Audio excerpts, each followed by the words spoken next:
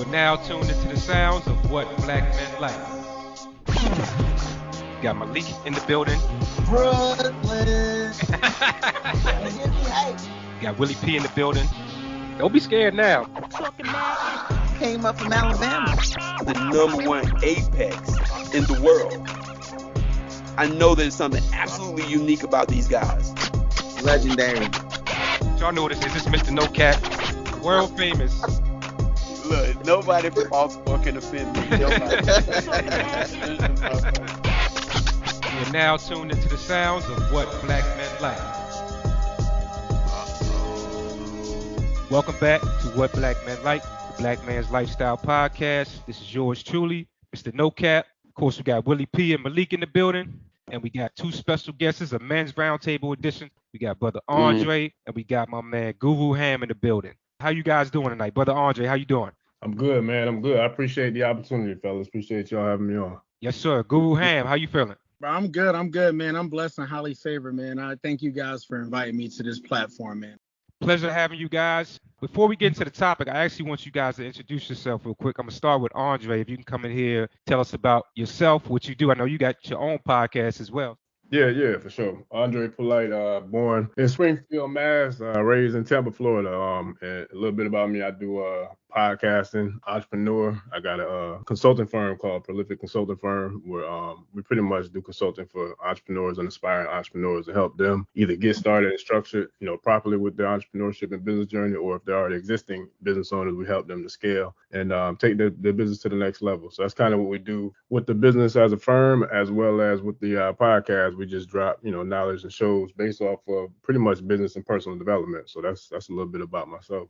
Now, Guru Ham, you kind of in a similar vein. You definitely about that financial literacy life. Come in here and tell us about yourself real quick. Yeah, absolutely, man. To everybody that knows me, I'm also the host of the Community Money Podcast. You can find it on Apple and Spotify, and a newly minted host of the Urban Professionals Podcast for the Urban Professionals Community 501c3 nonprofit organization. I am actively Navy. I'll be separating September 2nd. Just like Kanye said, no, I didn't graduate. I just decided I was finished. But I also run 3 companies at the moment. I run Community Financial Investments as a sole proprietor. I run my family company, Ladybug Management and Logistics. I am a president and partner of HSPJ Acquisitions, and it's all fix and flip, buy and hold real estate properties in the city of Philadelphia, and also expanding out to the Baltimore area as well. Awesome. Hey, leave some meat on the bone in Baltimore, man. We need some. we need to get some of those properties as well. It's a lot in Baltimore, bro. It's a lot. It is. Baltimore is $1 trillion city. People don't realize it's $1 trillion city. But we'll get into that on another episode for sure. I want to kind of start with something related to finance. I want us to start with talking about a financial decision that we made maybe in our youth that set us back. We wish, like, man, if I could do that over again, I would have did something different. I'll start with Andre. Can you think of an example where that happened to you? Yeah, me. I say probably at like 15, 16. That's when I made the worst financial decision that I probably could have possibly made, even though I was young. It was a very bad decision, and that was pretty much to jump out of school and jump in the streets. And so when I did that, I was making dough in the streets, but it wasn't the millions of dollars I could have made in the league because, I was a ball player. I still am a ball player, but, I played with some cats that did make it to the league. So for me, it started young, man, like not having that support system to make the right decisions, like to really make sound decisions or even just be a good decision maker. I think that's probably the worst one that I made starting out as a teenager. That's a perfect example, actually. I'm going to just start off with the one thing that I know is probably near and dear to a lot of your listeners' hearts. College, first year of college. I got a credit card, right? Thinking that it was my money. I had like 2 or 3 jobs, full load, 5 classes, going to Millersville University out there in Lancaster, PA.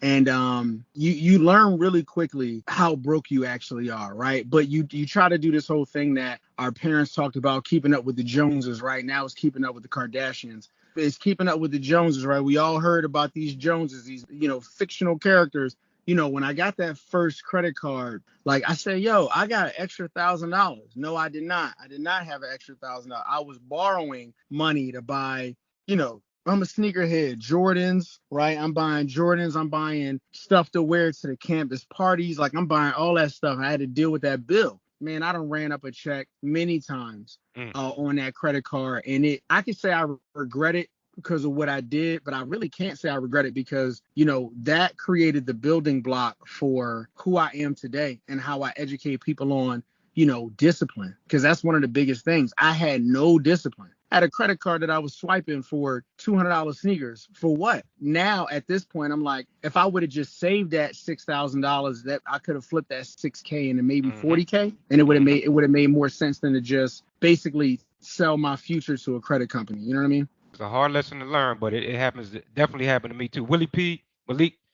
Yeah, I'm not gonna say something that put me down. Now I have spent money and dropped jobs before I had something to fall back on. But I would say one decision that I should have made is something that Mr. No Cap told me about. He said, while these theaters are down, buy stock in these theaters.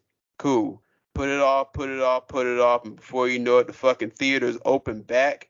And I had to recall this motherfucker in my mind every time I go through a theater. Hey, buy some stock in these fucking theaters. But I didn't do it. It was a horrible fucking decision. I wish I had done it. I wish I had bought more stocks and more things while the shit was dirt fucking cheap, but I didn't, being a fucking dumbass.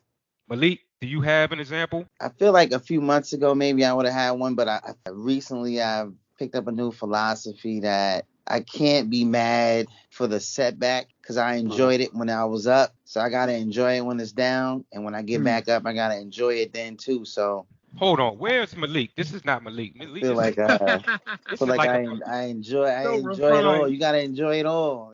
Now, transitioning into like finances and dealing with women. What are some lessons that you learned when you finally got some money? Now you're dealing with women and you got money too. What's one of the first lessons that you learned when it comes to having money and dealing with women, and how women are looking at you differently now that they know that you have money? I'll start with Dre. Like that's a whole different lifestyle. When you started getting money, like how did that change the way that you interacted with women? It didn't change at all back then. I mean, because, I'm talking like 15 to about maybe 24. I just was real, with anybody who I kicked it with. Like, it just was what it was. And, if you chose to rock with me like that, we do. If we don't, we don't. But it wasn't no committed relationships because I just wasn't there and I knew it. But as far as like, it's financially, I think just discipline, like knowing, being disciplined in terms of your budget, knowing and being disciplined in terms of your mindset, and how you move as a person. So for me, it never really was an issue in terms of like splurging on chicks or blowing money, because I was on another path, another mission. So in terms of like that part, I was cool with not letting chicks get in my pockets. I mean, of course I, dated, took chicks out, hung out, took trips, all that good stuff, but it was always within my budget. Like I never let nobody kind of get mind control over me and strong arm me for my pockets. You know what I'm saying? Like try to run me and get me to be a Superman Simp. or, you know what I'm saying, a pay daddy. Yeah, I wasn't having that. So I think if anything, I wish I was more disciplined with the money that I was making. I would put up a lot more than I did, when I did get out of there. But, it is what it is. And like the brother said, you live and you learn. So I'm grateful that I didn't go to prison. I didn't go to the box where a lot of my homeboys did end up. So for me, it was all a lesson.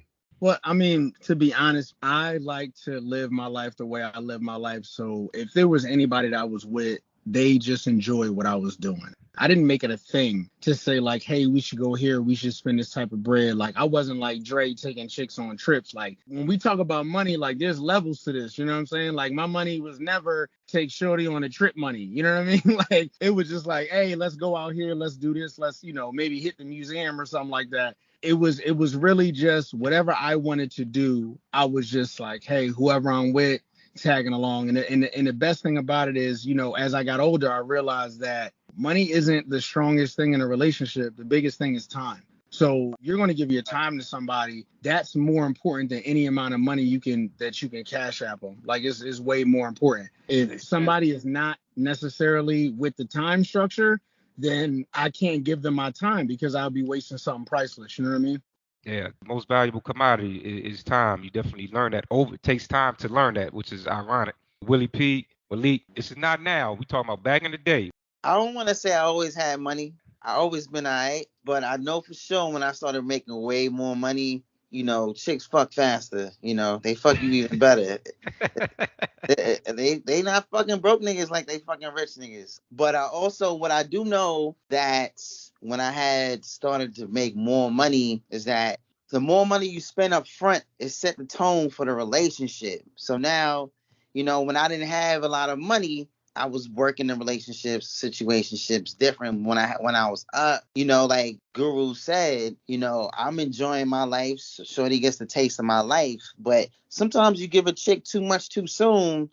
She don't appreciate it. Now you got a whole fucking situation where you got a spoiled chick on your hands that ain't really put in no work. So that made me learn that even though I live a good life and I'm dealing with somebody or dealing with certain situations, is not to treat them too quick or treat them just a little bit, right? Like take them to Miami. Don't take them to Maldives. You know what I'm saying? You taking the Maldives up front for the first 3 months, that's like 10, 15,000. You got how many more months? How much more time you got to be with this chick? You gonna go to Maldives every 3 months, So you're setting a dangerous precedent up front when you expose them to certain things too soon. Exactly. So that's the lesson I learned. So I think I had a unique experience at a young age. The local drug dealer, Bobo and Pee Wee, that was their name. I'll never fucking forget them. They set me down and they really gave me fucking game. Also, Birmingham, when I was growing up, it was filled with pimps, proficient at their fucking craft, pimps, and the older women would give me game, right? So it came from all those different places, and I never had to fucking worry about that. I never had to worry about somebody trying to get over me, especially a woman financially, because at a young age, man, they was giving me fucking game. They was sitting me down and telling me exactly what was going on. How the fuck they gonna manipulate you? How they gonna come at you with their fucking bodies and their words, shaking this and shaking that, trying to be this and be that, pretending like they like you, all kinds of shit. They was really giving me fucking game. All I did was take the shit that they were giving me about the women and fucking reverse it on them. So they never fucking played me out. So I didn't really have an experience where a woman was playing me out for money. I think maybe once or twice I did have a woman that I took out because I wanted to see her and never talked to her again. That 1 or 2 times was enough for me. And I never did that shit again. I don't think everybody has that experience, right, where somebody that really knows the fucking game will sit down and give it to you. And a lot of people don't really get that experience where older women will tell you exactly what women do and how they play games and manipulate you for your money. I'm not saying that it's all women. I don't want you to think that I'm some fucking woman hater, because I'm not, right? I'm just telling you that from my experience, I never had to have somebody play me for money, and I'm thankful for it. Hey, salute to Bobo and Pee Wee, man. Salute to them guys, wherever they are. Bobo and Pee Wee, man, and the fucking local Birmingham fucking drug dealers, the fucking pimps out there, right? And thanks, Willie P, for sharing that, because I feel like, we got the Zions, that Jordan Poole that dropped 500,000 on the first day with Ice Spice. I mean, these guys, they definitely didn't have any pimps to them down. You said Jordan Poole dropped 500K on the first date? Yeah, son that he played basketball. One of them, the Warriors. Yeah, he took her out. First date, dropped like 500,000. Look, if you spending that kind of money on a woman, especially on the first date, you are a fucking sucker. I don't know this guy. I don't know who he is. No disrespect to him. Okay, if you got money, you want to spend it, then fine. You earned that shit. But if you do that for a woman, then you are a fucking sucker. She gonna run game on you all fucking day. Yeah, I agree. I don't disagree with that at all. The wild part about it is, man, these guys, and I'm speaking from the position of somebody who's not a ball player. Like, I'm not a basketball player. I don't play for the Golden State Warriors. I got like a warm-up jacket. You know what I'm saying? That's as close as I got. But 500 racks, especially if you got like a $20 million contract, like that's still legitimate money. Like, he could have easily just put that in like a little jumbo money market account, 2 of them, and he would have made like $60,000 a year. You know what I'm saying? And he could have took her on all the dates that he wanted to take her on. But that's that man wallet. That's that man pocket. Like, you get to be a fool throughout your lifetime. And he just checked the box on that. Yeah, I guarantee this guy's in his early 20s, and he's going to look back on that decision and be like, what the fuck was I doing? Yeah. What was I doing? And that go back to what I said, kind of like with me, in high school, I wasn't a good decision maker. I didn't know how to make good decisions. So like with him, he got the bag, he made it to the league, but he still hasn't figured out, have a strong mindset and to be a good decision maker. And you see that with a lot of them brothers. I heard one of y'all say something about Zion. I heard he out here got porn stars. You know what I'm saying? Like, it's crazy. But these young brothers, they getting ate up by these chicks. But they don't know no better. They didn't have nobody to put them on the game. Like, for me, I always kicked it with older chicks, even as a young dude. So it was like, we was on the same level. And a lot of them actually could take care of me. You know what I'm saying? Because they wanted me to lock in with them. Because they was already more established than I was in terms of their career and financial literacy and finances and all that. But because I moved differently, I was still able to rock with them, you know what I'm saying? But none of them took advantage of me. If anything, they tried to use that as leverage to lock in. But, I wasn't having that. I was just having fun. Older women, man. Older women are definitely clutch in a young man's life. That leads me transitioning into the real topic, which is chivalry. There's a lot of talk about chivalry being dead. And my question is, if chivalry is dead, who's the suspect? Who's the assassin? Who's the mass murderer for generations? Now, y'all can come in here and tell me, is chivalry dead? Because I got a couple suspects. Who y'all think the suspects are? So, Dre, I'm going to start with you. Well, I'm going to say this. For me, it's not dead. You know what I'm saying? Like, because my wife, she still gets that. And my mother-in-law has told me herself that she appreciate, the things I do. Just something small as opening the door for her. I had women at AAU flag football games that didn't know me or my wife pretty much stopped me. Like, I can't believe, like, I just saw, you treat her like a queen. Like, you opening the door, like, I don't really see that too often. So it's like, for me, I feel like a lot of brothers don't either choose not to use it or wasn't taught how to use it. And then in terms of who murdered it, who's trying to murder the black man as a whole. You got to look at this broad that we live in called America. It's all about the whole entire agenda, which is to, assassinate the black male and the black family. So it's like, it's levels to this game. And this has been going on since you're talking about, since the slavery time, but you're talking about the whole, after the Panthers and all them came through, it's like it was the number one mission on, the FBI and CIA, this is what we got to do. We got to tear these niggas, families apart. And so and that's what it all boils down to when you talk about the food stamps, the Section 8, all these different assistance programs that they gave out there to our sisters. But yet, if a brother was involved, they'll snatch it away. So I don't see chivalry as being dead. I just see that we in a war. That's a fact. So I would definitely like to piggyback off of what Dre said, man. I really don't think that chivalry is dead, bro. But here's the dynamic of the relationships that we're dealing with today. Myself with my lady, man, I treat my lady like a queen. She know if there's anything that she need from me, she get it. And vice versa. You know what I'm saying? But that's what we created for ourselves because we are worth it to each other, right? So then when we're talking about worth and we're talking about what somebody is worth to you, then you have to also think about value. But when we're looking at what somebody is worth to somebody, is that person worth opening up the door for out of your car? Is that person worth pulling up to their front door and beep, beep, beep, and they come out the house? Like there was a systematic breakdown when it came to, a guy coming to Shorty house and then beep, beep, beep, and then she run out the house. Well, guess what? There's supposed to be a guy in there or somebody in there strong-minded to say, nah, he not about to honk the horn at you and you run out the crib. That's not happening. It's honestly the level of expectation for the person that you're with, right? Like what you allow in your presence is your standard. So when we're talking about chivalry overall, like, yes, chivalry is not dead. But at the same time, if you as a woman in society is going to let a man not be chivalrous to you, then you have to think about what you actually set the standard for yourself. That's just really what it is. If women say, hey, any man that I date has to do this, then the guy that's interested in her would do that because they understand that that's a prerequisite. So I don't believe that chivalry is dead. I think that the acts of chivalry still exist and people just actually add worth to the other individual that they're with. I open up all the doors for my lady. I get out the car first. I open up her door. It's not a problem, right? She go in the elevator first. She go in the house first. She go in the Chipotle first. If we end up, you know what I'm saying? I hold the door. I do that because I'm a gentleman, right? I don't really feel like a lot of gentlemanly things have stopped. I feel like, we're just dealing with a different class of women overall that don't require that. But then they get mad at it when men don't do it. It's kind of weird to me. Malik, what you say? I think it's dead. You got to be savages out here. The more disrespectful and violent you are, is the more they're attracted to you and the more they want. I mean, I've been in more situations where a chick said I was too nice.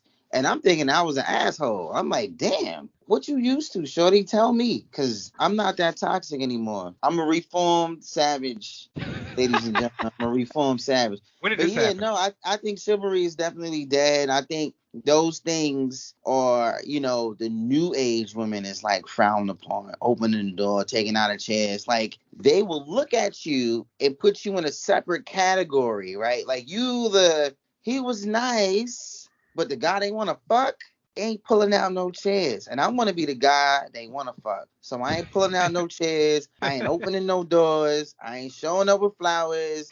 None of that. I'm wild disrespectful from the first day. Wow. Wow. First off, I will agree with everyone, right, in some aspects. I don't believe that chivalry is dead. However, there was an assassination attempt, possibly more than one gunman. I will say the prime suspect is feminism. The other main suspect that we're really looking at are trashy women. Third suspect, Instagram and social media, these twerking chicks. So to piggyback off of what Malik is saying, I absolutely agree. Most women don't understand what chivalry looks like. I'm not going to say most women. I would say trashy women don't understand what chivalry looks like. So because they don't understand what it looks like, it's a foreign fucking object when they pick it up, right? It's just like finding a fucking diamond. They expect for the shit to be all glimmery and shit and shaped perfectly. No, that's not how it fucking looks like when you grab it. You have to refine that shit.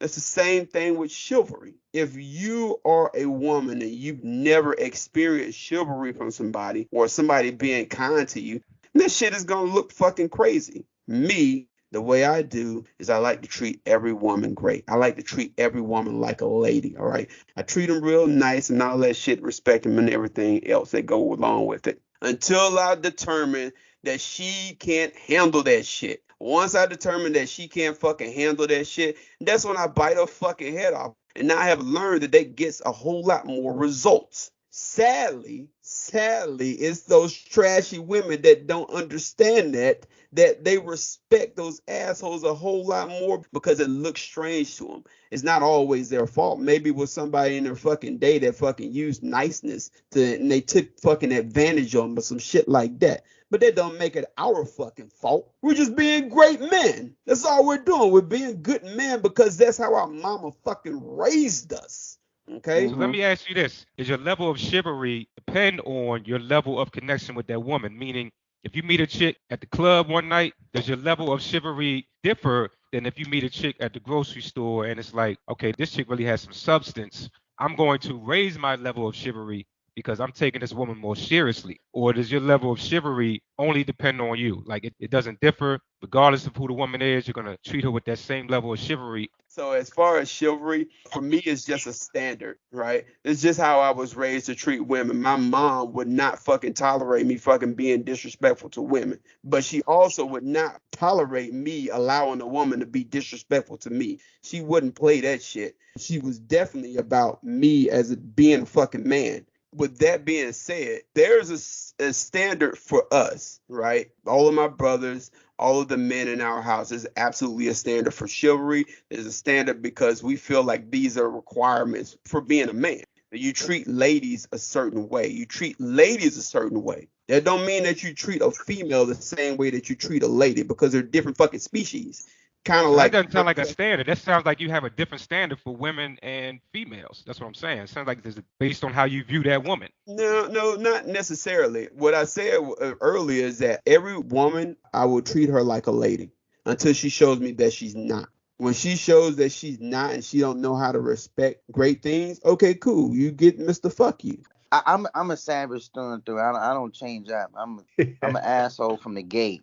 I think it's all in how you move, like for real, because you can look at it like how you do anything is how you do everything, but at the same time, I think some women, they garner that to be treated with class. So it really, I think, depends on the type of woman that you're dealing with, and then at the same time, the type of brother you is and how you move, when you're dealing with women.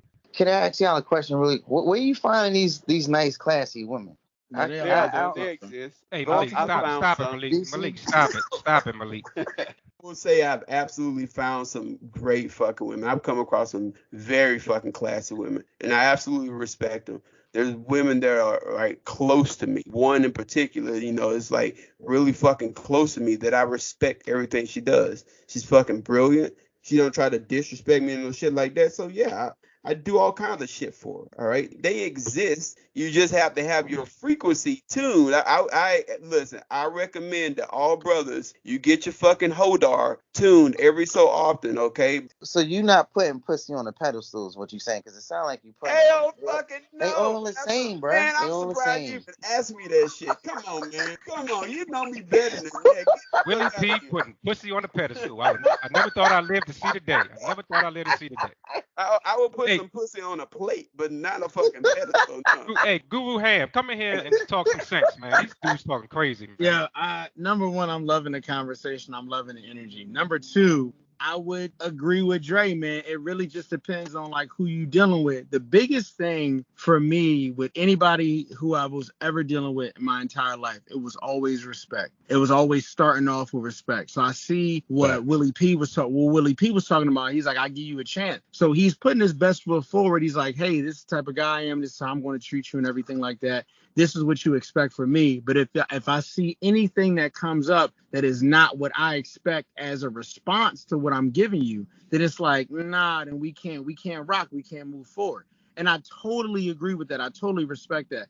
There's been situations where I had people that I was dealing with that didn't appreciate what I was doing for them. I had people who really loved and really respected what I was doing for them. So at the end of the day, it's really about who you click with. Like, you have to fully understand your audience. Like, that's really what we're talking about, is your audience. Like, you have to know your audience. If you in a club and you talking to these club chicks or whatever, keep in mind, the club chicks are also the supermarket chicks. Like, they don't really change. Like, you can meet somebody at the club that you can meet in the supermarket. It's the same exact person. As long as you treat everybody with respect, then you are going to actually see who they are in the long run. Now, do you lose time or do you learn? I think that you learn. I think learning is the biggest thing when you're learning these people, and also deciding like, hey, as a man, whatever definition you may have for that, what am I actually going to accept from the woman that I'm with? Like, and what am I going to give her, and what does she have to accept from me? That's the symbiotic situation in a relationship. It's like, what am I giving to her and what is she giving back to me? You know, what do I expect her to do once I do particular things? There's always a tug of war. Sometimes I feel like, you know, people put themselves in situations where they shouldn't be tugging. They should just be letting go.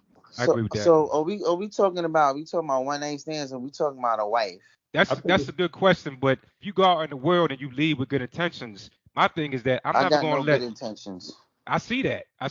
But if you go out in the world and it's like you leave with whatever intentions that you have, you should never let that be dictated by women. Meaning that whatever your standard is, however you operate, that should be your modus operandi, regardless of who you encounter. You're not going to meet a wife, like Willie said, frequency. You're not going to meet a wife if you're not on the frequency of a husband. If your frequency is, I'm out here as a savage, then you're going to meet savage women. I think I'm going to respectfully disagree with that, because I think it goes back to what Guru said about respect, man. Because one thing I know for me, like, I was single all the way to like my late 20s before I decided that I was ready to be in a relationship. So the whole time, from a teenager, from the time I first lost my virginity until damn near 30, I was single, but I was upfront with it. You know what I'm saying? Like, I never wavered. I never came off my square. And so what happens is the women who cool with the one night stands or the situationships or whatever, they're going to rock with you based off of you having that mutual agreement, knowing that it's respect for what the situation is. But it also, you know, brought me to women who they're like, nah, I'm not having that. Like, if you ain't trying to like commit with me or lock in, or at least say we're going to be on the path to locking in, I don't want nothing to do with you. And I respected that. So I'm like, okay, well, we can't rock. But sometimes it still worked in my favor, where later on down the line, them same chicks would hit me back like, yo, what's good? But the thing that didn't change is I was always respectful. I still had respect, you know, and love for them, regardless of whether we kicked it or we didn't. And regardless of how they moved, I still moved the same exact way. So I think it kind of helped me just being real and authentic, saying that this is what it is. And, you know, that's how we're going to rock. That's how we're going to rock. And if they chose not to, they didn't. But I didn't change the way I showed them respect. So you use the word authentic. People can never be mad at you for whatever happened, however it plays out. If you're authentic from the gate, they have to respect however it plays out. Whether it goes bad, good, or indifferent, like, they have to respect that. I would say that in terms of chivalry, to me, it's The Walking Dead. It's a zombie, like, but it keeps coming back because it's a core principle of manhood. Like, they can never kill it. So I agree. Feminism is the number one culprit, the modern feminism. They've been trying to kill chivalry for decades. And because chivalry is so core to who we are as men, I don't think they can ever kill it. It's like Freddy Krueger. That motherfucker will keep coming back. Many times they try to kill it, it'll keep coming back it is core to who we are as men. That's our natural state, is to be chivalrous. I'm a city guy. I don't know. I don't know my business. I'm from Brooklyn, New York City. You know what I mean? Like, man, New York is different. Something in the water in New York, because them people, man. Hey, listen, you come to New York with some chivalry, it's gonna be Desert Storm for you. You're not getting nothing up there. I can't disagree with that. I cannot disagree with that shit. You got to know how to adapt to your environment. I've been different places. If you don't know how to switch up on your game, depending on where you are, then you're gonna be kind of fucked up, right? Yeah. Now, I'm not saying that you change yourself at the core of who you are, but you have to be able to, do a little bit of adapting to the environment. Now, I will say, Dre, I think you and Mr. No Cap are saying the same things. You're just saying it in different ways, in different terms. I think it's about, how you're tuned to that person. And I think it's fair for you to disagree. And I think conversations like these, they need to happen more often, because we need to be the example. Because right now, I think there's a lot of women that are trying to be like men. They just don't know how to do it, because they don't have the example of a real fucking man and understand how we talk and how we fucking rock. Yeah, we might say some fucked up shit, but guess what? We have great intentions. It's a harsh truth that you need to fucking hear. Guru Ham, I'm coming to you after this, but that's a perfect segue to this last thing that I want to touch on, which was this comment that came out. It was an actress. Her name is Angeline Lilly. She made a statement. She made a comment. She said that America applauds masculinity in women and femininity in men. So what people get applauded for in mainstream society has shifted. And I think that piggybacks off of what Willie was just talking about. Guru Ham, do you agree with that comment? So I'm just going to preface this with the comment that I had before, or what I was thinking about saying before when I was listening to what Brother Dre was talking about. No matter what society awards, it shouldn't change the caliber of man that you are. Nothing in society to change how you were raised, how you see things, how you treat people, what type of leader you are, if you're task oriented, if you're family oriented, like nothing that's going on in the world. Shout out to Brother Willie P for saying this. Social media. Everybody shows you the iceberg above the water, not below the water. Show you all the beautifulness, how they're having such a great day, how they can do this, how they look great, but they don't tell you about the fact that they were eating Nutri-Grain bars for a week because they struggle with eating addiction or something like that. You know what I'm saying? They don't tell you how their body got so snatched, right? We're so attracted to the finished product that we don't even care what had to happen in between, and that's where it's most important. That's the growth. With this young lady, whoever she is, I pride myself on not knowing who these people are, because they don't make a difference in my life at all. They don't make a difference in my life, my lady's life, my mom's life, my sister's life, my nephew, my niece. They make no difference in my life at all. So whatever they're saying, like, I take it with a grain of salt. It does not actually matter. When we're talking about masculinity, what does that mean? Nowadays, when my truth is not the truth, your truth is the truth, right? Where everything is subjective. So whereas though I would see masculinity as one thing, somebody else would see masculinity as another thing. What I really think it is, what I really think that we're dealing with in society, we're trying to put the word masculinity on it, and it's not masculinity. It's really just independence and breaking away from whatever the norms were. Right? We already know what the norms are. We know that the traditional family is the husband that goes out to work, the mom stays at home with the kids. Now, because of inflation and all these other external factors, that is not possible unless you have like $1 million liquid. Your wife is not staying home with the kids, bro. It's just not happening. And that 2 household income is actually very, very helpful. But now what do we do with it? What are we actually doing with it? Are we creating generational wealth? No, we're not. We're not creating generational wealth. We're just keeping up with the Joneses at the end of the day. So if they're talking about women being more masculine because they're going out in the work field and they're dominating, that's not masculinity. That's dominating social norms. Right. I think that they're just using the wrong terminology, and they're saying that men are going to be effeminate. No, you choose to be whoever you are. And it's always subjective about the words that people are using to classify you. Just understand that you can't be classified. There you go. Fucking kill him, Guru Ham. Chop these motherfuckers. That's why he's the guru. That's why they call him the guru. I want to say Brother Andre said it best. We at war. It's a war going on Mm. many fronts against the black man and against masculinity. But our kids now there's no one really there to protect them, right? They have gender neutrality. They're pushing Pronouns. pronouns.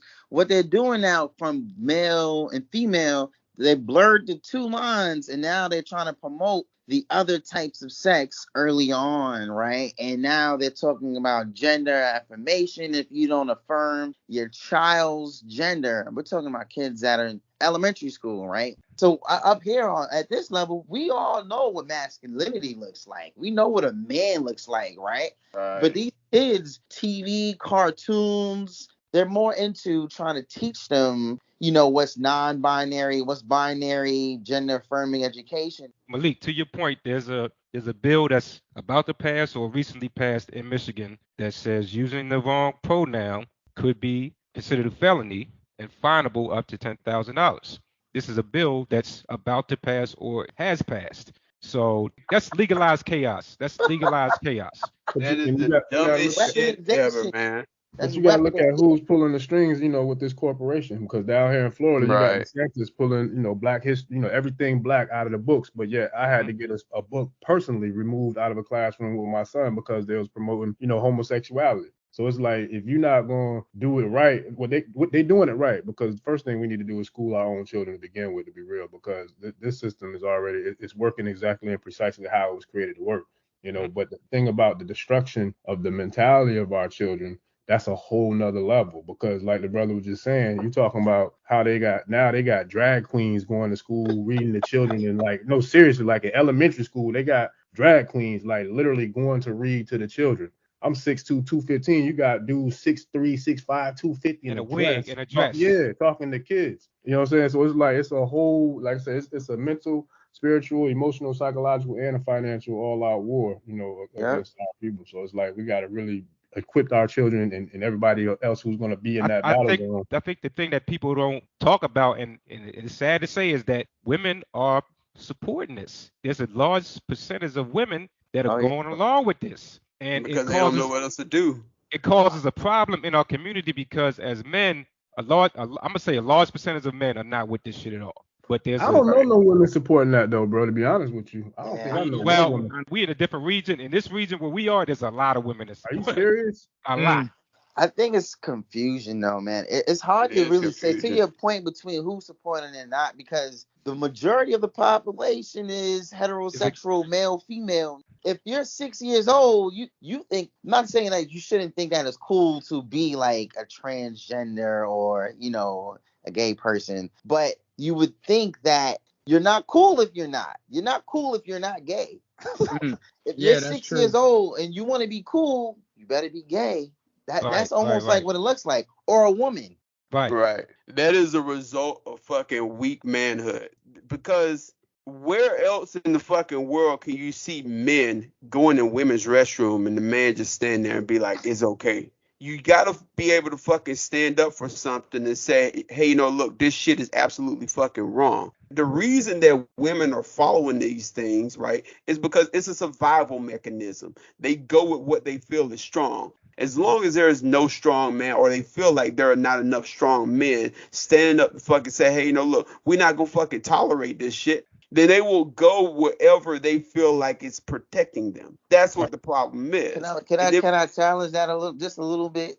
I just want to challenge that and say, I think that women now collectively, the average, feel like it's their time to take over the man's place. So in promoting that, they feel empowered. They feel more empowered because they're getting validated to take over a masculine space, right? Like I think agree with that. That celebrity, they validate women. It's like Barack Obama ain't shit without Michelle Obama. I had an argument with this girl telling me Barack Obama would have never been president if he didn't meet Michelle Obama. I'm like, he took the test. He went to the schools. You know what I mean? Like Michelle.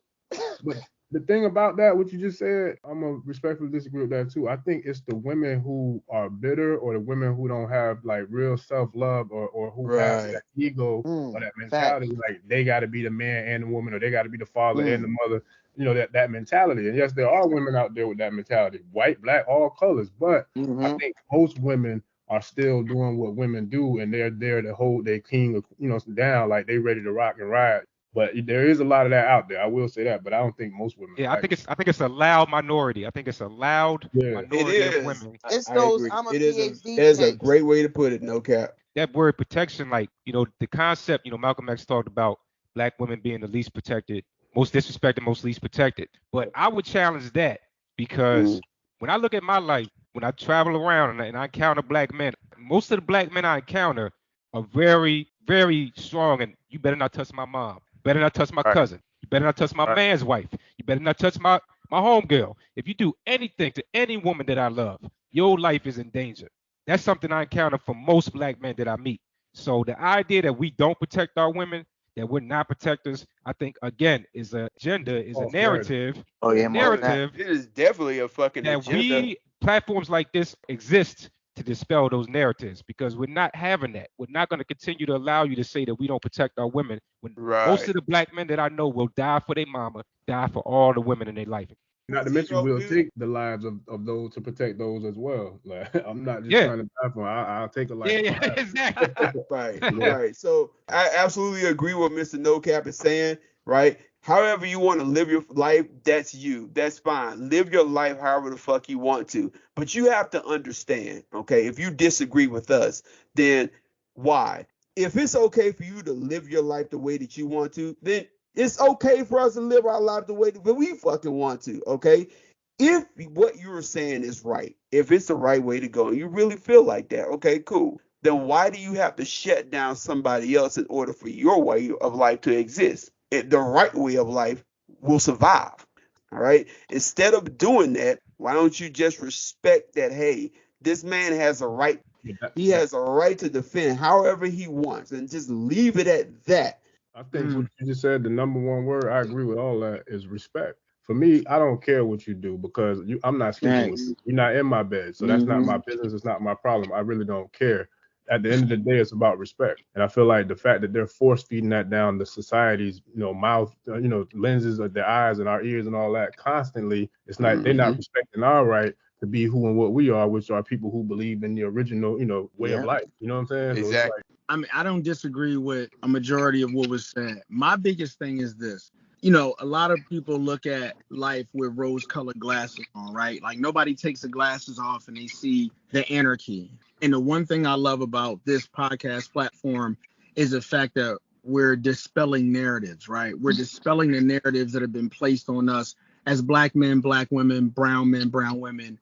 And I believe that the reason why a lot of these narratives exist is because we want to keep people separated. As long as we believe that black men don't have black women's back, then we will never continue to be that family unit. And Right. the statistics show differently. 86% of black men are married to black women, right? Regardless of what the loudest minority may say, we have to be collective. There's a lot of things that we can do together to be able to dispel a lot of these myths. But as long as we believe that we don't have each other's back, then we are always going to be at a detriment to society. Like that's just really what it is. And we can do more collectively. Like I talk to people about this all the time. The reason why I name my company Community Financial Investments is because it starts with the community, period. The first word in my company is community. So what does a black family start with? It starts with each other. It starts with each other, us coming together and understanding that us being together is not just because we like each other. It's not just because of that. It's because the prolonging of the species to continue to educate the people and populate this earth with some of the best and most educated and most creative and most swagged out individuals you'll ever see. I believe that the black community is always going to be the pulse. We're always going to be the rhythm of whatever happens in this country. You see how much is stolen from us, not even just in historically, but now. And I'm not saying that other cultures don't contribute. It's not what I'm saying.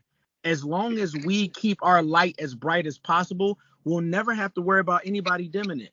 And you got to think we the originators too, though, of the planet, and that's no debating that we the originators. Yeah, it's a very relatively short amount of time that so-called black people have been in the current condition that we're in. If you look at our real history, we got thousands of years of abundance, documented history. That's been our history for most of the time on the planet. I will say that if you don't respect peaceful protest, you will get violent revolution. You better respect this peaceful protest that we're doing right now. We come in peace. Like the way that we coming, even though we're speaking aggressively, this is a peaceful way of trying to change the narrative. We want to allow it to happen this way because it can go another way. I think somebody said somewhere, power is not given, it's taken. Taken, yeah. Facts. So we in a taken era. Like, you feel me? I'm not waiting to sit around. You can either get down or lay down. You can either get down or lay down. And you rather get down. Yeah, and we're not talking in, when I say that, I mean that intellectually you're going to get down. We're going to take you down intellectually. That's what we're doing with this platform, is taking down bullshit narratives intellectually. We're analyzing them, picking them apart, and saying, you know what, this shit don't make no goddamn sense. Let's toss this out. Let's replace it with the real. And the real is going, all you gotta do is put the real out into the atmosphere, and it's automatically going to dissolve all of the bullshit. All the bullshit is going to dissolve, and that's just what we're doing with this platform. Hey, I want to take time to thank my man Andre and Guru Ham for coming in here and just fucking killing it, starting shit. I'm surprised. Y'all talking this respect women shit, but that's another day, another story. Hey man, stop it, Malik, stop it. I'm gonna let my man Andre come in here first. Tell people where to find you. Tell people how we can support you. All that good stuff. Absolutely, man. It was an honor and a pleasure. I definitely appreciate y'all brothers for real. Just chopping it up. And we do need to do things like this more often for sure. But yeah, people can find me. Social media is, say, Instagram is _Andre Polite. Facebook is Andre Polite. And then most importantly, the Prolific Perspectives podcast is on YouTube. That's where they can find me at in terms of just hearing content. But that particular platform is based primarily off of business and personal development. And I take pride in going into the schools, into the communities, building. So I just want to say salute to all y'all brothers, man. Keep up, doing what you do. And I'm looking forward to building the future. Guru Ham, come in here, tell people where to find you. On IG, you can find me at financial.guru.ham. You can also check out my website, www.communityfinancialinvestments.com. Go all the way down to the link tree. You'll find more ways to connect with me and see what I'm doing in the city of Philadelphia, city of Baltimore. Also, look out for that Urban Professionals podcast, available where you can hear all your podcasts, your iPods, your Spotify, and stuff like that. And I really just wanted to end it with, me just being a finance person. We talked about this in the beginning. I see the strength of the dollar. I'm not talking about the American dollar. I'm talking about the black dollar. Once we figure out, and it's going to take some time, but once we figure out how to cycle that black dollar for more than 60 seconds before it leaves our community, I think we'll be on the right track. Our dollar literally stays in our community for less than an hour. That should really tell you about the financial status of our community, considering the fact that, if we were a country, we would have a $2 trillion spending limit. And I'm talking about half of that is during the holidays. So holla at me if you need some budget advice. Shoot me a message, shoot me a DM on Instagram. I'm more than willing to help, as I am a DOD financial specialist as well. So Guru has spoken, y'all. The Guru has spoken. What Black Men Like? Best podcast in the game. We did it again, y'all. We out of here. Shout out to all the strong men.